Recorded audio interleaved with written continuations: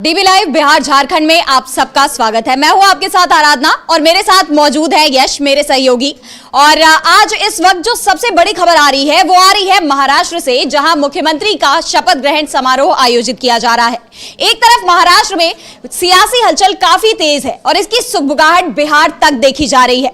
बिहार में नीतीश कुमार काफी डरे हुए नजर आ रहे हैं और उनके डर का कारण है मुख्यमंत्री पद। जी हां, महाराष्ट्र में जिस पद को लेकर इतनी खींचतान मची हुई है, जिस पर अब तक फैसला नहीं हो पाया था और आखिरकार 11 दिन बाद सरकार का गठन होने जा रहा है, वहीं बिहार में अभी से इसे लेकर हलचल तेज हो गई है। एनडीए की सरकार है फिलहाल, लेकिन बिहार में अगले साल 2025 के अंत तक विधानसभा के चुनाव होने हैं और ऐसे में नीतीश कुमार अभी से डरे हुए दिखाई दे रहे हैं कि अगले साल सीएम पद किसे मिलेगा। कहीं उनकी भी कुर्सी ना छिन जाए, कहीं उनका भी हाल एकनाथ शिंदे की तरह ना हो जाए। जी हां, तो मैं अपने सहयोगी यश से पूछना चाहूंगी कि यश, ये जो डर देखा जा रहा है नीतीश कुमार में, क्यों डरे हुए हैं नीतीश कुमार? धन्यवाद आराधना। आज महाराष्ट्र में जो सीएम है उनका शपथ ग्रहण समारोह होना है शाम 5:30 बजे, और उसके लिए जो तमाम एनडीए शासित राज्यों के मुख्यमंत्री हैं और जो तमाम लोग हैं वो वहां पहुंचे हुए हैं, उनका जमावड़ा लगा हुआ है। इसमें से ही एक नाम आता है आराधना, नीतीश कुमार का, बिहार के सीएम। वो भी उस शपथ ग्रहण में शामिल होने पहुंचे हैं। चंद्रबाबू नायडू भी पहुंचे हुए हैं और तमाम जो सीएम्स हैं, केंद्रीय मंत्री, वो सब पहुंचे हुए हैं। लेकिन नीतीश कुमार जो हैं वो अभी जो महाराष्ट्र का मौजूदा घटनाक्रम देख रहे होंगे, उनके जहन में वो भले ही सशरीर तो महाराष्ट्र में है, लेकिन उनका पूरा ध्यान जो है वो अगले साल जो बिहार चुनाव होने हैं उस पर ही केंद्रित है, क्योंकि उन्हें चिंता सता रही है आराधना, और इसी को लेकर वो जो है अलर्ट मोड में नजर आ रहे हैं। और इसी को लेकर उन्होंने अभी हाल ही में ऐलान किया है कि अब 2025 भी नहीं आया, आप देखिए, और उन्होंने अपनी यात्रा का ऐलान कर दिया है कि 15 दिसंबर से मैं अपनी चुनावी यात्रा का ऐलान करूंगा, और वो अकेले ही इस यात्रा को करेंगे। ये नहीं है कि बीजेपी के भी और तमाम नेता इस यात्रा में शामिल होंगे, ऐसा कुछ भी नहीं है। इसके पीछे सबसे बड़ा कारण ये बताया जा रहा है आराधना की जो बीजेपी है उसकी जो कार्यशैली है, उसकी जो राजनीति है, उससे नीतीश कुमार कहीं ना कहीं डरे हुए दिख रहे हैं। क्योंकि जैसे उन्होंने सत्ता की महत्वाकांक्षा को लेकर भले ही उस समय पलटी मार के बीजेपी का साथ ले लिया और सरकार बना ली, लेकिन बीजेपी का एक इतिहास रहा है आराधना, और उसी को लेकर जो है नीतीश कुमार सतर्क हो गए हैं। बीजेपी पर यह आरोप लगते हैं कि वो सत्ता सुख भोगने के लिए जो क्षेत्रीय पार्टियां उनके साथ हाथ तो मिलाती है, उनके साथ गठबंधन तो करती है, लेकिन समय बीतने के साथ साथ जो क्षेत्रीय पार्टियां हैं उनको वो लील जाने का काम करती है। यानी एक तो सियासी गलियारों में यह भी कहा जाता है कि बीजेपी ने जिस क्षेत्रीय पार्टी के साथ गठबंधन कर लिया, ये मान के चलिए कि उस क्षेत्रीय पार्टी को एक तरह से दीमक लग गया है, और धीरे धीरे बीजेपी जो है वो उन क्षेत्रीय पार्टियों को चट कर जाने का काम करती है। कुछ उदाहरण जो हाल में ही हमने देखे आराधना, एक तो बीजू जनता दल, नवीन पटनायक की पार्टी, उसका क्या हाल हुआ। पंजाब में आप देखिए शिरोमणि अकाली दल का क्या हाल हुआ। कुछ और उदाहरण है आराधना, जैसे कि हरियाणा में दुष्यंत चौटाला की जो पार्टी थी, उसके साथ भी जेजेपी के साथ, उसके साथ भी पहले गठबंधन था, लेकिन इस बार देखिए इस बार कितनी करारी हार मिली हरियाणा में दुष्यंत चौटाला की पार्टी को। तो ये एक उदाहरण था। आंध्रा में जगन मोहन रेड्डी की बात करें, ओडिशा में अभी नवीन पटनायक की बात की ही हमने, तमिलनाडु में AIADMK की बात करें, तो ये जो है खतरा मंडराता हुआ दिख रहा है। और संजय राउत जो हैं उन्होंने आज एक बहुत बड़ी बात कही आराधना, और इसको नीतीश कुमार ने ज़रूर सुना होगा, और अगर सुना होगा तो वो ज़रूर चौकन्ने हो गए होंगे, और इसी को लेकर उन्होंने जो है अपनी तैयारियां पहले से शुरू कर दी हैं। आज सुबह संजय राउत का बयान आया, देखिए किस तरह से महाराष्ट्र की राजनीति का जो लिंक है अब वो बिहार की राजनीति से जुड़ता हुआ दिख रहा है। जहां एक तरफ चुनाव संपन्न हो गए हैं और शपथ ग्रहण का समारोह हो रहा है, तो वहीं अब बिहार में जो है चुनावी सुगबुगाहट धीरे धीरे तेज हो रही है, और इन दोनों का लिंक इस तरह से मिलता है आराधना कि संजय राउत ने आज सुबह ये कहा कि एकनाथ शिंदे का जो काम है वो अब हो चुका है, बीजेपी ने उनको यूज एंड थ्रो करने का काम कर दिया है, और अब जो है एकनाथ शिंदे भविष्य में कभी भी सीएम नहीं बनाए जाएंगे। यानी बीजेपी ने एक तरह से अपने फायदे के लिए अभी जिन पार्टियों का हम जिक्र कर रहे थे आराधना की, जिनको बीजेपी ने खत्म करने का काम किया है, जिनको दीमक लग गया है, उसमें सबसे लेटेस्ट उदाहरण जो है वो एकनाथ शिंदे हैं, शिवसेना है।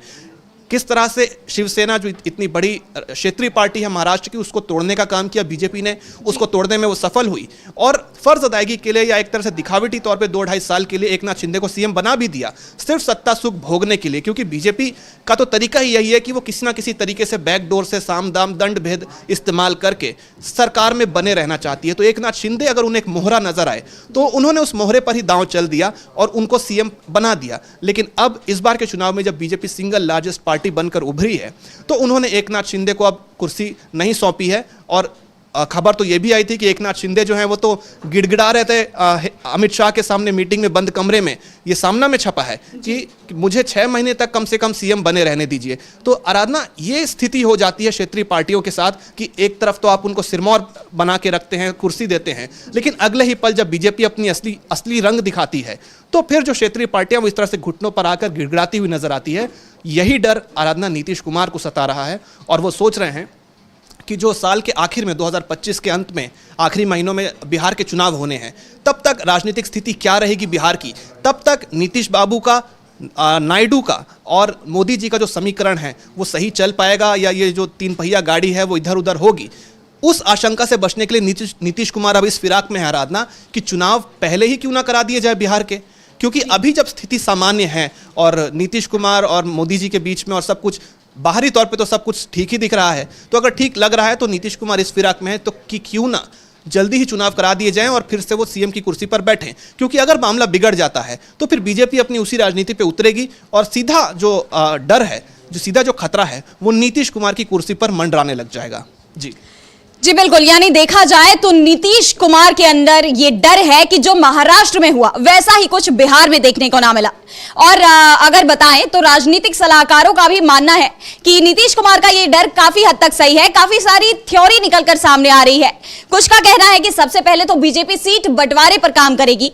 बिहार में एनडीए में सीट बंटवारे पर जो नीतीश कुमार की पार्टी है जेडीयू, उसे कम से कम सीटों पर रोकने की कोशिश करेगी, जैसा कि महाराष्ट्र में भी हुआ। बीजेपी सबसे ज्यादा सीटों पर लड़ी और इसी तरह से देखा जाए तो चिराग पासवान की भूमिका अजित पवार वाली हो जाएगी और चिराग पासवान, उपेंद्र कुशवाहा, जीतन राम मांझी के साथ मिलकर बीजेपी अपना मुख्यमंत्री भी बना सकती है। अगर नीतीश कुमार नहीं भी माने तो भी बीजेपी अपना मुख्यमंत्री बना सकती है और नीतीश कुमार की कुर्सी उनके हाथ से सत्ता की कमान छीन सकती है।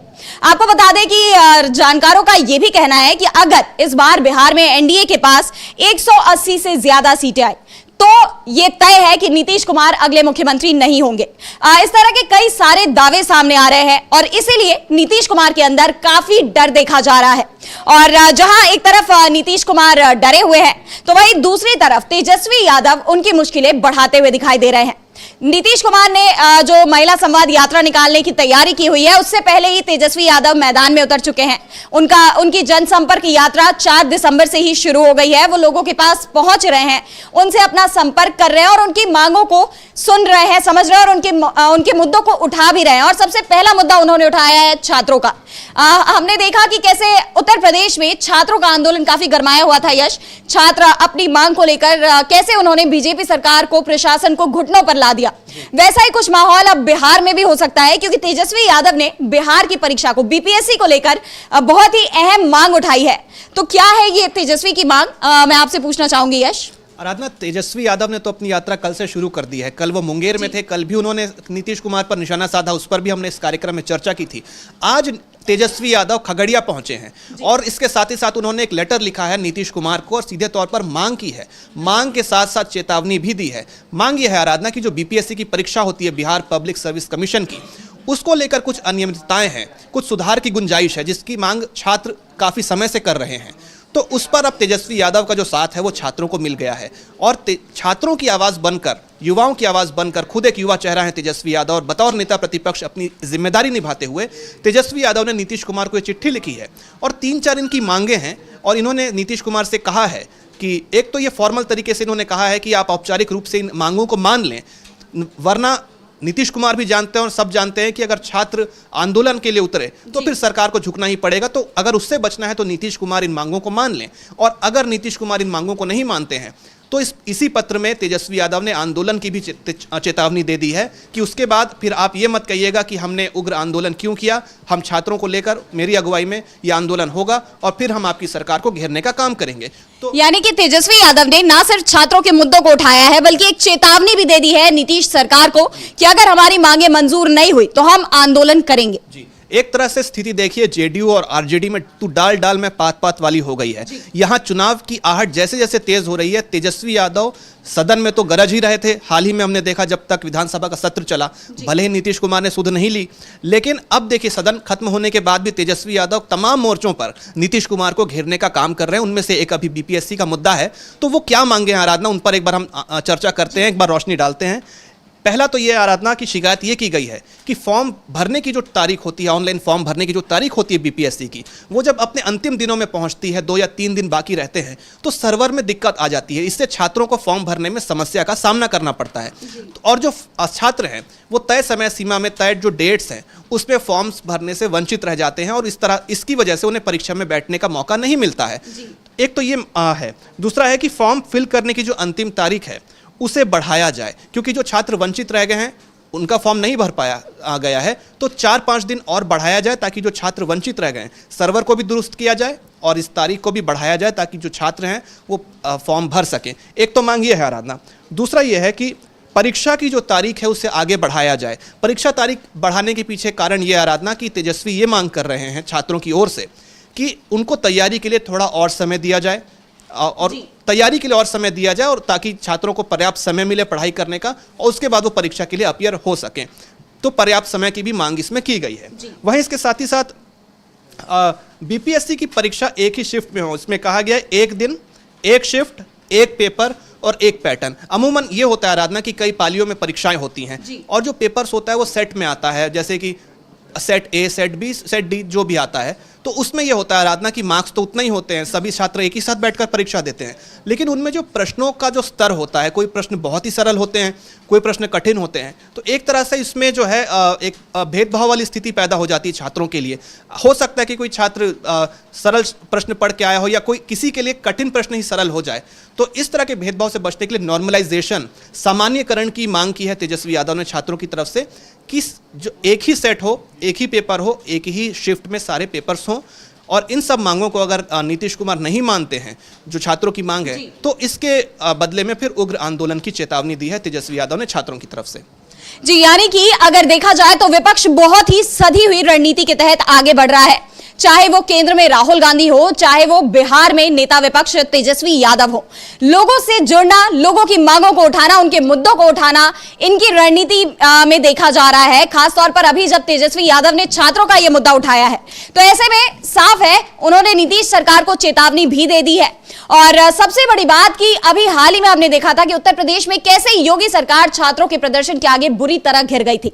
तो कहीं ना कहीं नीतीश कुमार के लिए यह बहुत बड़ी चुनौती भी है, छात्रों के इन मांगों को मानना और सुनना और उन्हें पूरा करना।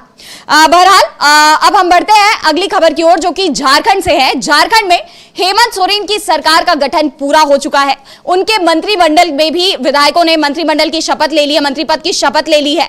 तो अब झारखंड में हेमंत सोरेन के मंत्रिमंडल से पर्दा पूरी तरह से उठ चुका है। किस पार्टी को कितनी सीटें मिली है, मंत्रिमंडल किस पार्टी से कितने मंत्री बनाए गए हैं, इन सब पर तस्वीर पूरी तरह से साफ हो गई है। तो यश, मैं आपके पास आना चाहूंगी, आपके पास क्या जानकारी है, किस किस ने मंत्री पद की शपथ ली है और किस पार्टी को कौन सा विभाग मिला है? जी धन्यवाद आराधना। देखिए 23 नवंबर को नतीजे आते हैं झारखंड चुनाव के, और उसके बाद 28 नवंबर को मोरहाबादी मैदान में रांची में हेमंत सोरेन अकेले सीएम पद की शपथ लेते हैं। और तब से लेके आज तक कयासों का जो बाजार है वो गर्म हो चला था। हमने भी इस कार्यक्रम में चर्चा की थी कि हेमंत सोरेन का जो मंत्रिमंडल है उसका विस्तार कब होगा, और जब विस्तार होगा तो उसमें कौन कौन से ऐसे चेहरे होंगे जो शामिल होंगे। इसके साथ ही साथ हमने इस बात को लेकर भी चर्चा की थी आराधना कि जो मंत्रिमंडल में विधायक शामिल होंगे, जो मंत्री पद की शपथ लेंगे, उसमें से जेएमएम के कितने विधायक होंगे जो मंत्री बनेंगे, कांग्रेस से कितने होंगे और आरजेडी से कितने होंगे। इन सब को लेकर हमने चर्चा की थी आराधना, और इसमें जो हमारा जो आंकलन था वो सटीक होता हुआ नजर आ रहा है, क्योंकि जेएमएम को 6 मंत्री पद मिले हैं, कांग्रेस को 4 और आरजेडी को 1 मंत्री पद मिला है। जिन जिन मंत्रियों ने शपथ लिया आराधना, उनके बारे में एक जानकारी हम दर्शकों को देने का काम करते हैं। और उसके बाद इनको लेकर जो जानकारियां हैं कि ये जो मंत्रिमंडल है ये क्यों इतना रोचक है, इसमें क्या क्या जानकारियां हैं, उसको भी हम साझा करने का काम करेंगे आराधना। तो जेएमएम का जो कोटा है उससे 6 मंत्रियों ने शपथ ली है, जैसा कि अभी मैंने बताया। तो इससे पहले एक जानकारी और मैं माफी चाहूंगा, एक जानकारी मैं और दे दूं। इन विधायकों ने मंत्री पद की शपथ ली आराधना, उससे पहले जो संतोष गंगवार हैं जो राज्यपाल हैं झारखंड के, उन्होंने सबसे पहले स्टीफन मरांडी को प्रोटेम स्पीकर की शपथ दिलाई है। जो अभी 9 दिसंबर से विधानसभा सत्र शुरू होना है झारखंड का, तो वहां वो प्रोटेम स्पीकर की भूमिका निभाते हुए दिखेंगे। और 2019 में भी जब जेएमएम की जीत हुई थी तो स्टीफन मरांडी ने ही, जो वरिष्ठ नेता हैं जेएमएम के, उन्होंने ही प्रोटेम स्पीकर की भूमिका निभाई थी। तो सबसे पहले तो इनको शपथ दिलाई आराधना।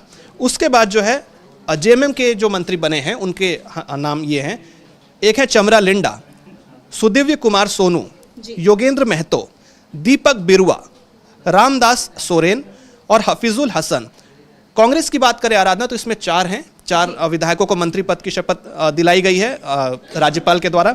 राधाकृष्ण किशोर, दीपिका पांडे सिंह, शिल्पी नेहा तिर्की और डॉक्टर इरफान अंसारी, और आरजेडी को भी एक मंत्री पद मिला है जो कि है संजय यादव। यानी 6 नए चेहरों को जगह मिली है, तो वहीं 5 पुराने चेहरे जो हैं वो रिपीट हुए हैं इस बार की सरकार में जी। और इस बार आराधना आप देखिए कि जो 5 प्रमंडल हैं, यानी जो संभाग कहा जाता है, उन 5 प्रमंडलों पर फोकस करके हर एक से कोई ना कोई विधायक को मंत्री पद दिया गया। यानी सभी प्रमंडलों का ध्यान रखने का इसमें काम हुआ है। जो लोग पूछ रहे थे कि इसमें देरी क्यों हो रही है, महाराष्ट्र में भी तो सीएम के चेहरे को तय करने में देरी हो रही है, तो यहाँ वैसी खींचतान नहीं थी। वहाँ ये समीकरण बैठाया जा रहा था कि हर प्रमंडल को पर्याप्त भागीदारी मिले और उनका जो प्रतिनिधि है, उनका जो चेहरा है, उसको पर्याप्त जो है मंत्रिमंडल में जगह मिले। इसके साथ ही साथ आराधना इसमें बात करें तो चमरा लिंडा और सुदिव्य कुमार सोनू और योगेंद्र महतो जो हैं, ये 3 नए चेहरे हैं जेएमएम में। इसमें आप देखिए जो बैलेंस है वो दोनों ने ही, जेएमएम ने भी और कांग्रेस ने भी बनाने की कोशिश की है जी। जेएमएम ने अगर 6 मंत्री बनाए हैं तो उसमें से 3 नए चेहरे हैं तो 3 पुराने चेहरे हैं। कांग्रेस की बात करें तो कांग्रेस ने 4 मंत्री बनाए हैं, लेकिन उसमें भी 2 नए चेहरे हैं और 2 पुराने चेहरे हैं, तो 3 नए चेहरे तो ये हो गए।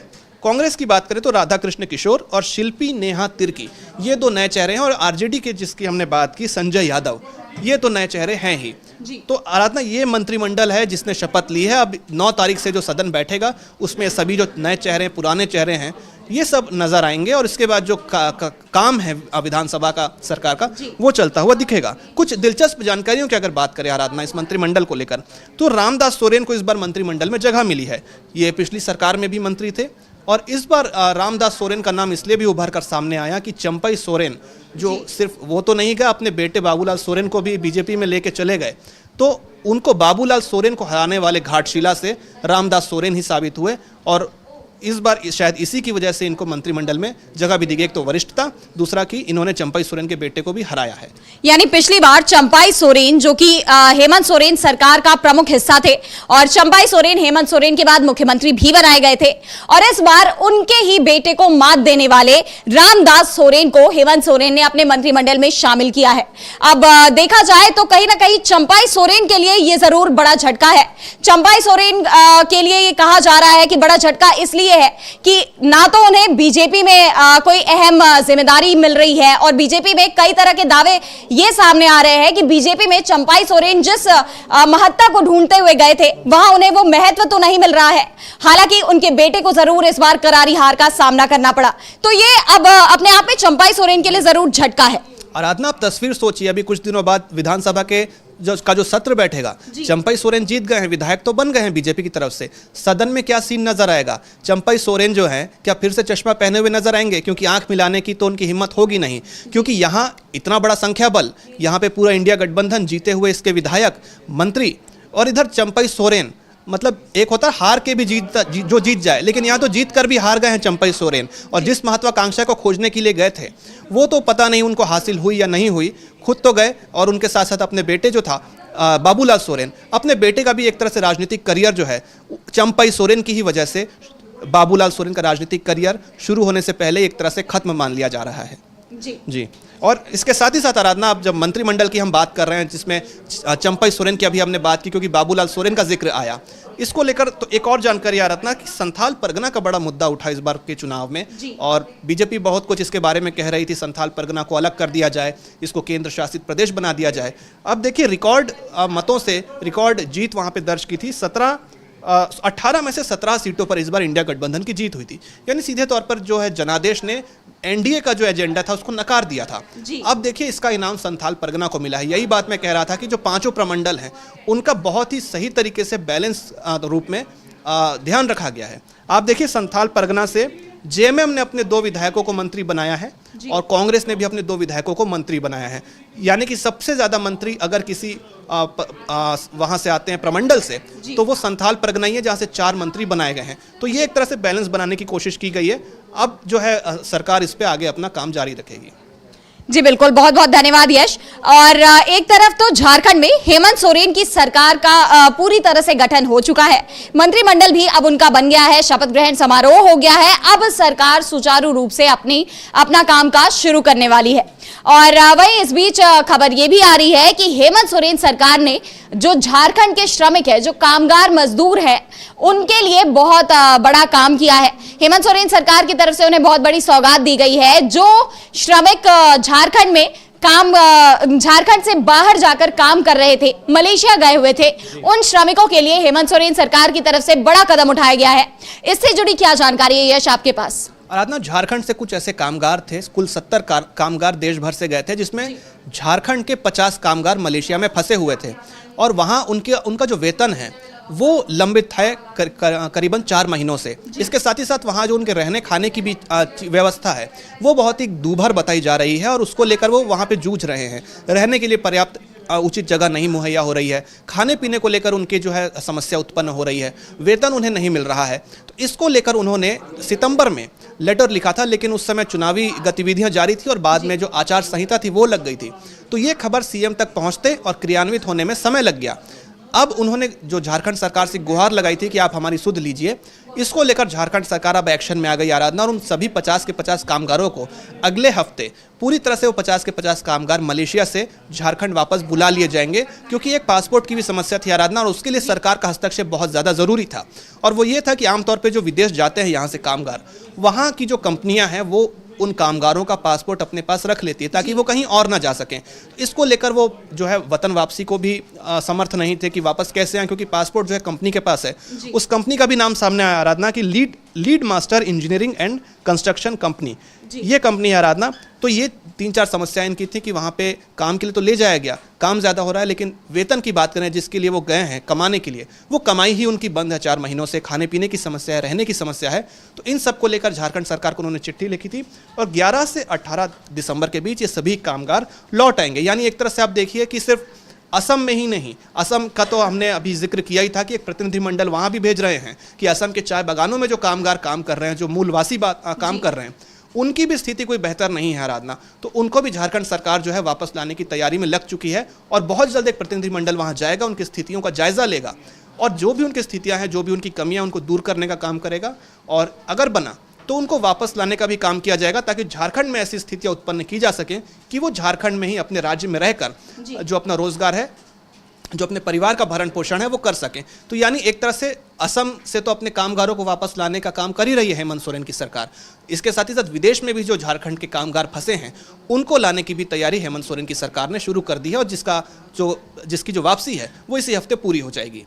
यानी हेमंत सोरेन सरकार अभी से एक्शन में आ गई है। ये घटना मुझे एक और वाकये की याद दिलाती है यश, जहां राहुल गांधी ने अभी हाल ही में ये मुद्दा उठाया था कि आखिर क्यों भारत के युवा डंकी होते जा रहे हैं।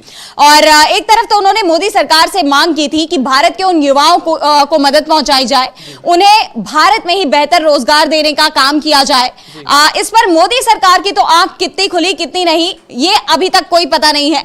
लेकिन हेमंत सोरेन सरकार जरूर युवाओं के हक का काम करने की दिशा में आगे बढ़ रही है।